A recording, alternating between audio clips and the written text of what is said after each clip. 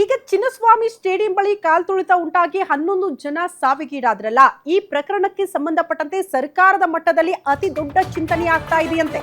Chinnaswamy stadium ಬಿಟ್ಟು ಬೇರೆಡೆ ಈ ಸ್ಟೇಡಿಯಂ ನಿರ್ಮಾಣ ಮಾಡುವಂತಹ ಚಿಂತನೆ ಸರ್ಕಾರ ಮಟ್ಟದಲ್ಲಿ ಆಗ್ತಾ ಇದೆ ಅನ್ನೋದ್ರ ಡೀಟೇಲ್ಸ್ ಸದ್ಯ ಸಿಗ್ತಾ ಇದೆ. ಇನ್ನು ಮುಂದೆ ಸ್ಟೇಡಿಯಂ ಗೇಟ್ ಕ್ಲೋಸ್ ಆಗುತ್ತಾ ಅನ್ನೋದು ಪ್ರಶ್ನೆ. ಚಿನ್ನಸ್ವಾಮಿ ಸ್ಟೇಡಿಯಂನಲ್ಲಿ ಇನ್ನು ಮುಂದೆ ಕ್ರಿಕೆಟ್ ನಡೆಯೋದು ಡೌಟಾ? ಬೆಂಗಳೂರಿನಿಂದ ಕ್ರಿಕೆಟ್ ಸ್ಟೇಡಿಯಂ ಬೇರೆಡೆ ಶಿಫ್ಟ್ ಆಗುತ್ತಾ? ಶಿಫ್ಟ್ ಅಂದ್ರೆ ಇದನ್ನೇ ಹೋಗಿ ಶಿಫ್ಟ್ ಮಾಡಲ್ಲ, ಬದಲಾಗಿ ಬೇರೆ ಕಡೆ ಅಂಥದ್ದೊಂದು ಸ್ಟೇಡಿಯಂ ಅನ್ನ ನಿರ್ಮಾಣ ಮಾಡಬೇಕು ಅನ್ನುವಂತಹ ಚಿಂತನೆಯಲ್ಲಿ ಸರ್ಕಾರ ಇದೆಯಂತೆ. ಮುಖ್ಯಮಂತ್ರಿ ಸಿದ್ದರಾಮಯ್ಯನವರೇ ಈ ಬಗ್ಗೆ ಸುಳಿವು ಬಿಟ್ಟುಕೊಟ್ಟಿದ್ದಾರೆ. ಹೊರವಲಯದಲ್ಲಿ ಸ್ಟೇಡಿಯಂ ನಿರ್ಮಾಣದ ಬಗ್ಗೆ ಚರ್ಚೆ ಆಗ್ತಾ ಇದೆ. ಸಿಎಂ ಸಿದ್ದರಾಮಯ್ಯನವರಿಂದ ಸ್ಟೇಡಿಯಂ ನಿರ್ಮಾಣಕ್ಕೆ ಜಾಗ ಬೇಕು ಅಂತ ಸಿದ್ದರಾಮಯ್ಯನವರೇ ಹೇಳಿದ್ದಾರಂತೆ. ಚಿನ್ನಸ್ವಾಮಿ ಸ್ಟೇಡಿಯಂ ಹಾಗಾದ್ರೆ ಇನ್ನು ಮುಂದೆ ಕ್ಲೋಸ್ ಆಗುತ್ತಾ? ಬೇರೆಡೆ ಈ ಸ್ಟೇಡಿಯಂ ಅನ್ನ ನಿರ್ಮಾಣ ಮಾಡಲಾಗುತ್ತಾ? ಈ ಕುತೂಹಲ ಕಾರಣ ಸಿಎಂ ಅವರೇ ಈ ವಿಚಾರಕ್ಕೆ ಸಂಬಂಧಪಟ್ಟಂತೆ ಸುಳಿವು ಬಿಟ್ಟುಕೊಟ್ಟಿದ್ದಾರೆ.